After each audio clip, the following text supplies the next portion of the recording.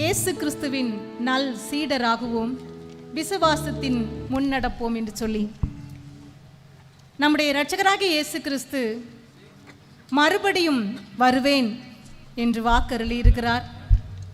அவர் சொல்லுகிறார், நீங்கள் உலகெங்கும் போய் சர்வ சிருஷ்டிக்கும் சுவிசேஷத்தை பிரசங்கியுங்கள். நீங்கள் புறப்பட்டு போய் சகல ஜாதிகளையும் சீஷராக்குங்கள். இதுதான் இயேசு கிறிஸ்துவின் இறுதி கட்டளை. அவர் சொன்னபடியே இதோ சீக்கிரமாய் அவர் வரப்போகிறார். ஆகவே நாம் எல்லோரும் அவருடைய சீடர்கள் ஆகிவிட அதிவேகமாய் செயல்பட நம்மை அழைக்கும் ஒரு அற்புதமான பாடல், இயேசு கிறிஸ்துவின் நல் சீடராகுவோம், விசுவாசத்தில் முன்னடப்போம். இனி எல்லோருமே அவர் பணிக்கெனவே ஒன்றாய் எந்நாளும் உழைத்திடுவோம். நம் இயேசு ராஜாவே இதோ வேகம் வாராரே, அதிவேகமாய் செயல்படுவோம்.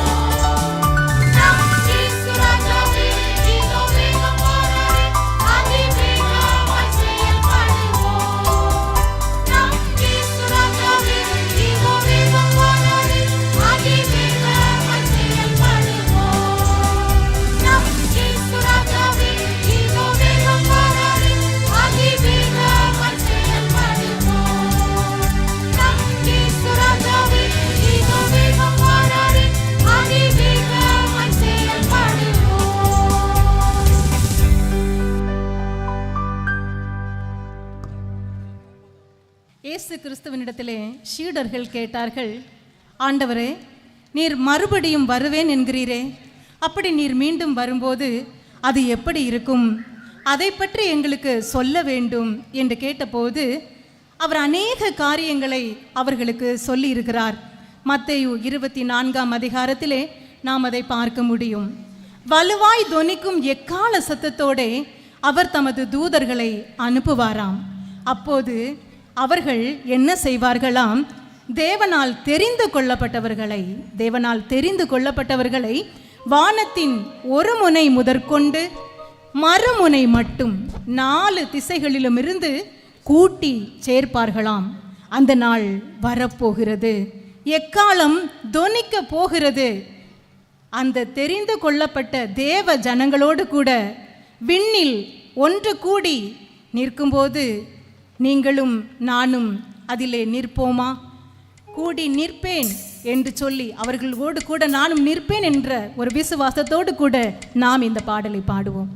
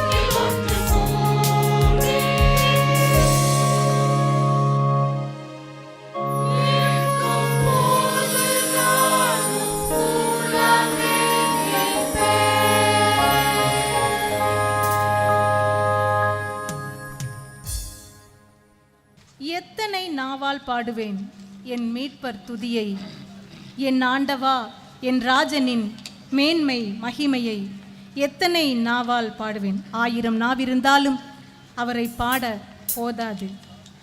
இந்த பாடல் வரிகள் இப்படி சொல்லுகிறது: பாவிக்கு உந்தன் நாமம் ஆரோக்கியத்தை கொண்டு வரும், ஜீவனை கொண்டு வரும். எந்த மனிதனுக்கும் ஏற்படுகிற துன்பமோ துக்கமோ பயமோ இவையெல்லாம் அவருடைய நாமத்தினாலே ஓடிவிடும். அவருடைய சத்தத்தை கேட்கும் போது மரித்தோர் கூட ஜீவன் பெற்று எழுவார்கள். புலம்புகிற மக்களுடைய கண்ணீரெல்லாம் நீங்கி அவையெல்லாம் களிப்பாக மாறி போகும். அவருடைய சத்தம் கேட்கும்போது ஊமையர் பேசுவார்கள், செவிடர்கள் கேட்பார்கள். என் ஆண்டவா என் தெய்வமே, பூலோகம் எங்கிலும் உம்முடைய நாமத்தை பிரஸ்தாபப்படுத்த எங்களுக்கு பேரருள் ஈந்திடும் என்று சொல்லி நாம் பாடுவோம். எத்தனை நாவால் பாடுவேன் என் மீட்பர் துதியை.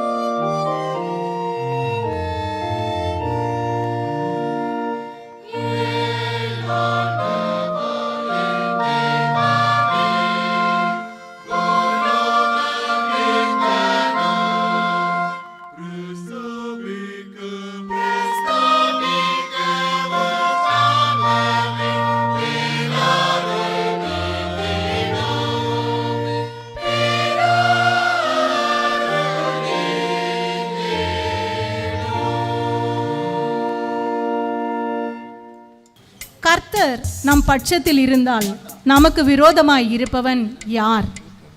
எத்தனை உண்மை, எத்தனை பாக்கியம்! ஆண்டவர் சொல்லுகிறார், வானமும் பூமியும் ஒளிந்து போகும், என் வார்த்தைகளோ ஒரு நாளும் ஒளிந்து போவதில்லை என்று. ஆகவே அவருடைய வார்த்தைகளை நாம் விசுவாசிப்போம். வேதம் சொல்லுகிறது, உம்மை உறுதியாய் பற்றி கொண்ட மனதையுடையவன் உம்மையே நம்பி இருக்கிறபடியால் நீர் அவனை பூரண சமாதானத்துடன் காத்து கொள்ளுவீர் என்று சொல்லி களி கூறுவோம். கர்த்தர் நம் பட்சமே, தம் இரத்தத்தினால் அவர் நம்மை மீட்டிருக்கிறார். அவர் நமக்கு யாவிலும் எல்லாமாயிருக்கிறார். நம்முடைய பாவங்களை எல்லாம் அவர் நீக்குவார். கர்த்தர் நம் பட்சத்தில் இருக்கும்போது நமக்கு விரோதமாய் இருப்பவன் யார்?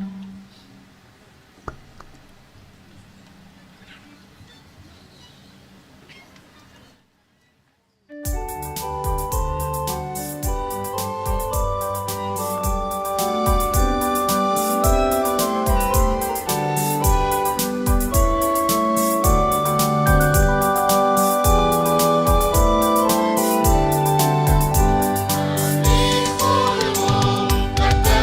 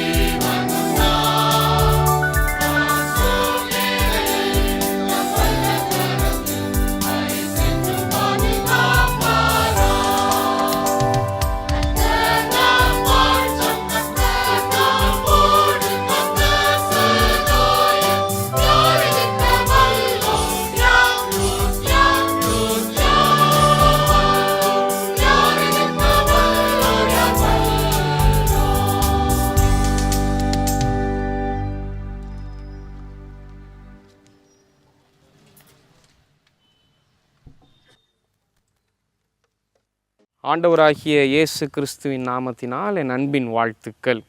இந்த நாளிலும் இந்த மனமகிழ்ச்சியின் நேரம் என்ற நிகழ்ச்சியின் மூலம் உங்களை சந்திப்பது ஒரு மிகப்பெரிய ஆசீர்வாதம், கர்த்தர் கொடுத்த கிருபை.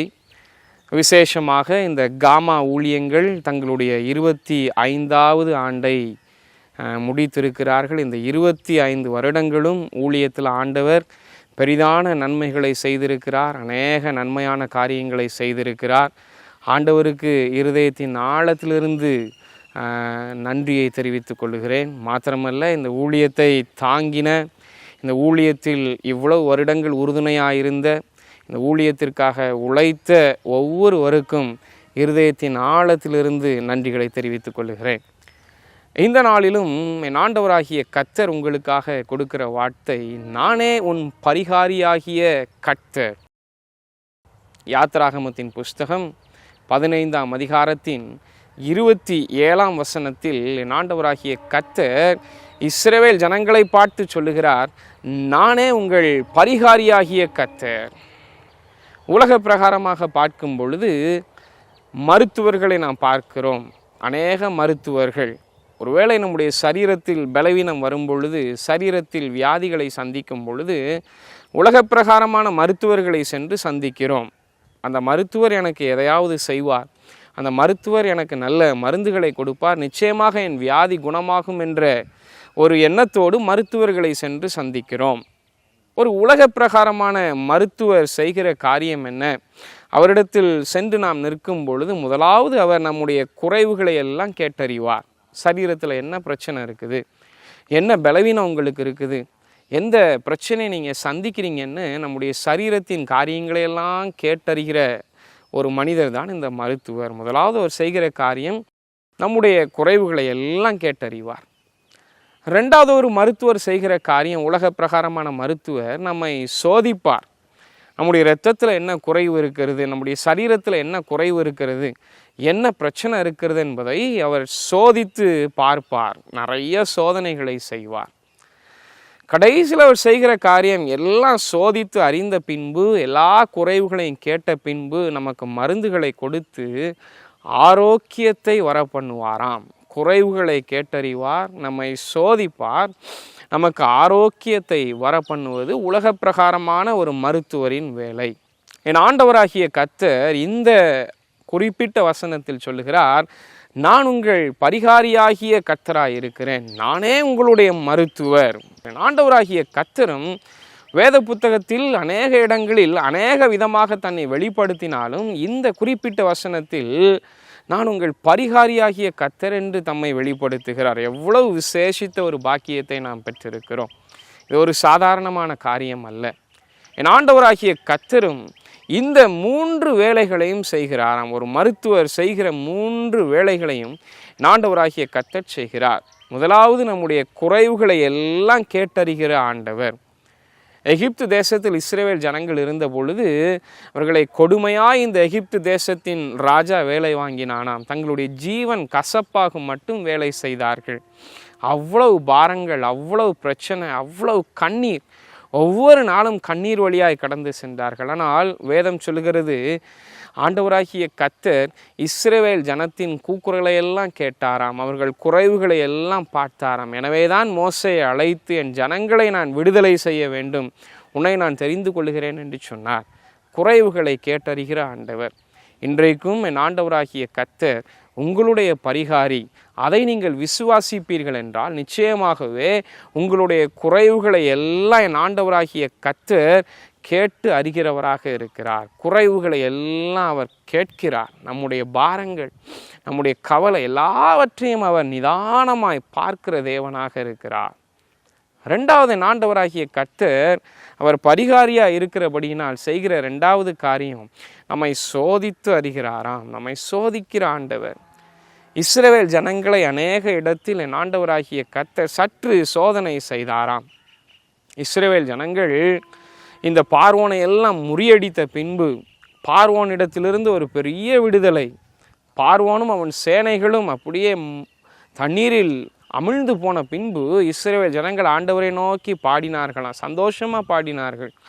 ஆண்டவராகிய கர்த்தர் யுத்தத்தில் வல்லவர், எங்களுக்கு அற்புதம் செய்தார் என்று பாடினார்கள். ஆனால் கொஞ்ச நேரம் சென்ற பின்பு இந்த ஜனங்கள் வனாந்திரத்தில் நடந்த போது அவர்களுக்கு தண்ணீர் இல்லை.